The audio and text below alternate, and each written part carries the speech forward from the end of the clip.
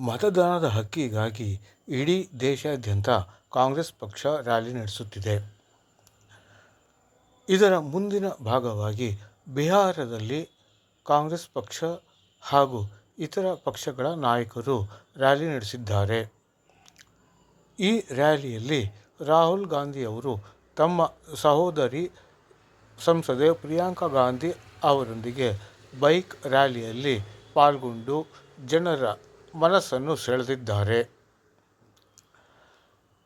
ಚುನಾವಣಾ ಆಯೋಗದ ವಿರುದ್ಧವೇ ಮತಗಳ್ಳತನದ ಬಗ್ಗೆ ಆರೋಪಿಸಿರುವ ರಾಹುಲ್ ಗಾಂಧಿ ಅವರು ಇದೀಗ ಇದರ ಹಿನ್ನೆಲೆಯಲ್ಲಿ ಮತದಾನದ ಹಕ್ಕಿಗಾಗಿ ಇಡೀ ದೇಶಾದ್ಯಂತ ರ್ಯಾಲಿ ನಡೆಸುತ್ತಿದ್ದಾರೆ.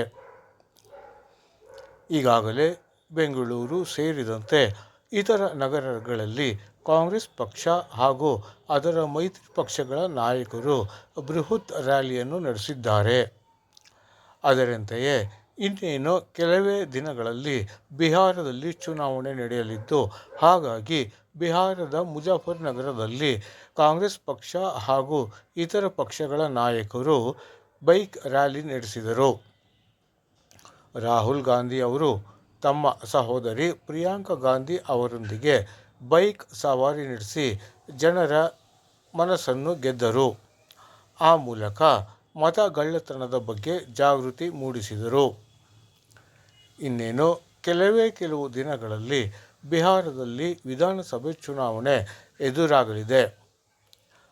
ಈ ಹಿನ್ನೆಲೆಯಲ್ಲಿ ಬಿಹಾರದಲ್ಲಿ ಕಾಂಗ್ರೆಸ್ ಮೈತ್ರಿ ಪಕ್ಷಗಳು ಮತದಾನ ಕಳ್ಳತನ ಬಗ್ಗೆ ರ್ಯಾಲಿಯನ್ನು ನಡೆಸಿವೆ.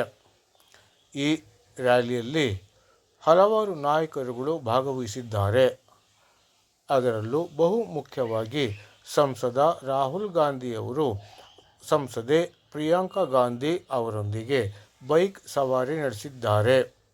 ಇವರ ಜತೆಗೆ ನೂರಾರು ಮಂದಿ ಕಾರ್ಯಕರ್ತರು ಕೂಡ ಭಾಗಿಯಾಗಿದ್ದಾರೆ. ಇದು ಜನರ ಮನಸ್ಸನ್ನು ಗೆದ್ದಿದೆ.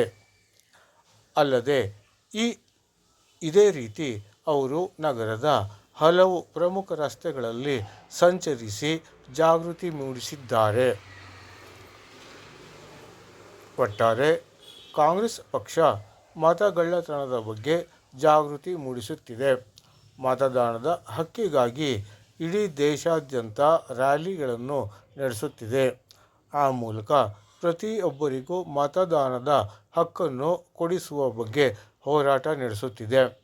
ಚುನಾವಣಾ ಆಯೋಗ ಲಕ್ಷಾಂತರ ಮಂದಿ ಮತದಾರರನ್ನು ಮತದಾರರ ಪಟ್ಟಿಯಿಂದ ಕೈಬಿಟ್ಟಿದೆ ಎಂದು ಈಗಾಗಲೇ ರಾಹುಲ್ ಗಾಂಧಿ ಸೇರಿದಂತೆ ಇತರ ನಾಯಕರು ಆಗ್ರಹಪಡಿಸಿದ್ದಾರೆ.